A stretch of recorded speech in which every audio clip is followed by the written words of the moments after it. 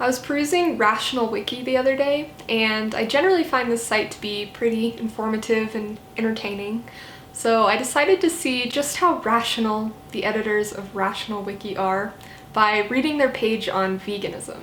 There's a lot to comment on, like the fact that they refer to Mike the Vegan as a conspiracy theorist, but I want to focus on the concept of Reducetarianism, which is often promoted as the rational approach to animal advocacy. Rational Wiki has a real hard-on for Unnatural Vegan, who presents herself as the most rational, most knowledgeable vegan YouTuber, and is a fervent advocate for Reducetarianism. Vegan is too much to ask of people, apparently. What exactly is Reducetarianism? Well, it's simply reducing one's consumption of animal products. Flexitarianism is pretty much synonymous, but with the small distinction, a flexitarian is someone who eats plant-based at home, but will make exceptions outside of the home in order to be flexible. So they're pretty much slightly more committed reducetarians. The argument for reducetarianism is that consciously eating less meat is better than making no changes at all, and that a bunch of people who reduce their meat consumption are going to have a bigger impact on the overall demand for animal products than a few vegans. So we should be focusing our efforts on getting people to eat less meat rather than go vegan. Since many people are hostile to veganism, a reducetarian message is more palatable and thus more effective. I want to be clear, I am not opposed to people reducing their meat consumption. I have tons of friends and family members who fit this category. I love and respect them as humans, and I appreciate that they're not giant turds who insist on eating meat at every meal. Obviously, less harm is better than more harm, and I'm also aware that reducetarians are helping drive the demand for plant-based alternatives, which is a good thing. What I am opposed to is insisting that this type of messaging is the most effective and the most rational. Proponents of reducetarianism argue that vegans are doing a disservice to the movement by presenting veganism as all or nothing. In other words, calling for the abolition of animal exploitation. But this is a misguided assessment, in my opinion. You'll hear vegan activists say things like, you're either vegan or you're not, and there's no such thing as 90% vegan. And I would generally agree. I've talked about this before, but veganism is an ethic, not a diet, and it's about intention, not perfection or personal purity. In my view, there is some amount of leeway with the percentage of animal-derived ingredients that you can physically put in your body and still call yourself a vegan. For example, I confessed my sins in a previous video. I, Klein, vegan activist, once ate a mint, despite knowing that it had gelatin in it. Are you gonna tell me that I'm not allowed to call myself vegan, despite the hours upon hours I've dedicated to this channel and vegan activism? The point is, I'm not here to take away someone's vegan card if they get drunk at a friend's wedding and eat a couple of bites of cake that has egg in it. This is obviously not a vegan thing to do, but don't sweat the small stuff is how I see it. So you're probably thinking, wait a second, if you're letting the small stuff slide, is that not reducetarianism? The difference between veganism and reducetarianism is the end goal. The end goal of the reducetarian is for humanity to shift towards a plant-based diet and perhaps abolish factory farming, whereas the end goal of a vegan is animal liberation. Thus, an imperfect vegan is not the same as a reducetarian. The imperfect vegan that I just described still rejects speciesism and holds a vegan ethic. They're just not perfect. I'll admit that this isn't black and white, and I don't really know where to draw the line, to be honest. Humans aren't perfect, so we won't always live up to the moral standards that we set for ourselves.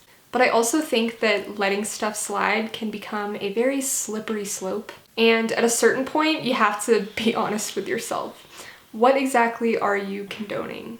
Words have to have meaning, otherwise they're meaningless. And what's even the point of words anymore?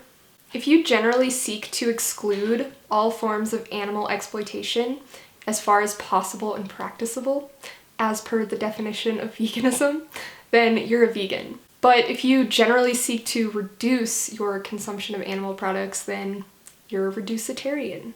If we define veganism as a rejection of speciesism, then you're either against animal exploitation or you're not. And although reducetarianism indicates some level of understanding that animal products are not great, it doesn't indicate a rejection of speciesism. If you don't like the idea of animal exploitation, but you're willing to compromise your morals and eat whatever is served at dinner parties and such so as not to be an inconvenience, then you haven't fully rejected speciesism. The vegan ethic is that animal cruelty is unacceptable, and if other people feel inconvenienced by your decision to not support it, then that's their problem. Flexitarianism is essentially caving to social pressure and being a people pleaser. Veganism is sticking to your guns and taking a stand against animal cruelty, even when it creates social tension. The flexitarian ethic upholds negative peace, whereas the vegan ethic promotes positive peace.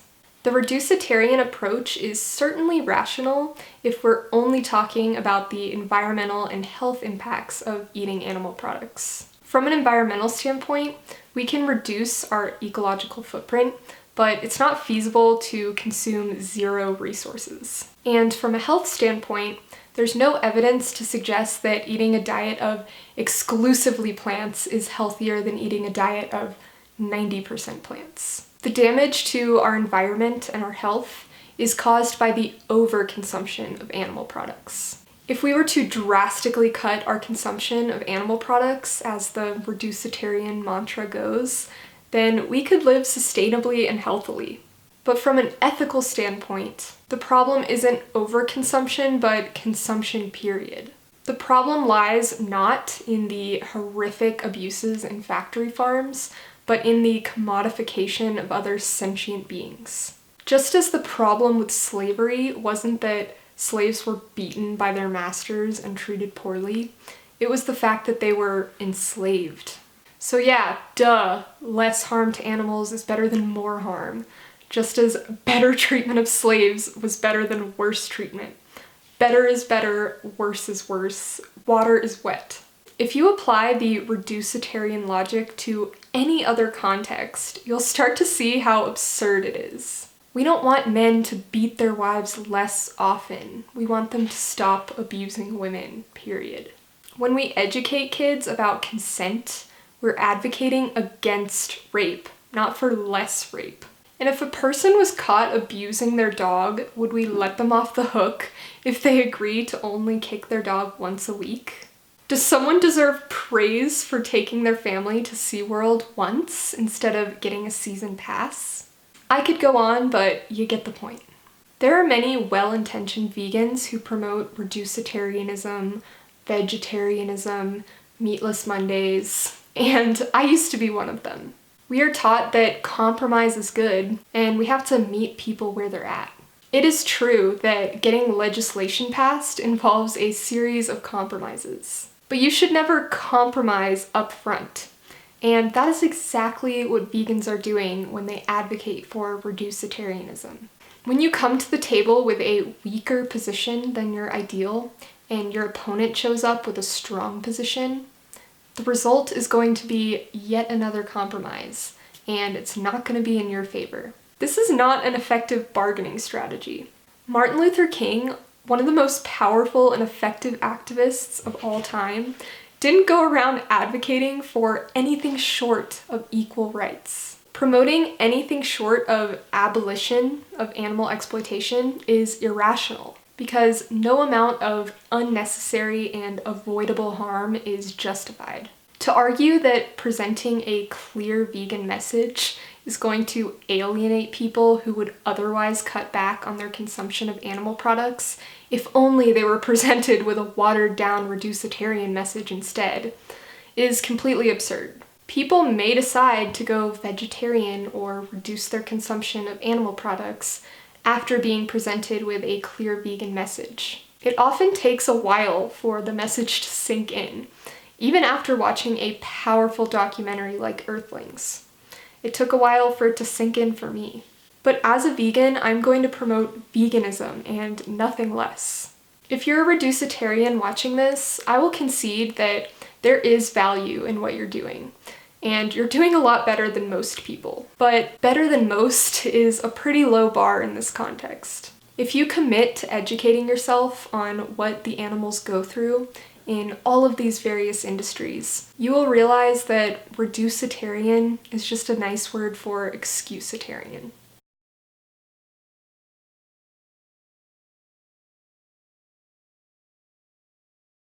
I speak a lot about justice and liberty and things like this, and I used to say in my videos and in my talks, for instance, that I oppose the oppression of ethnic and sexual minorities, of women, of atheists and political dissidents. Right? Not anymore.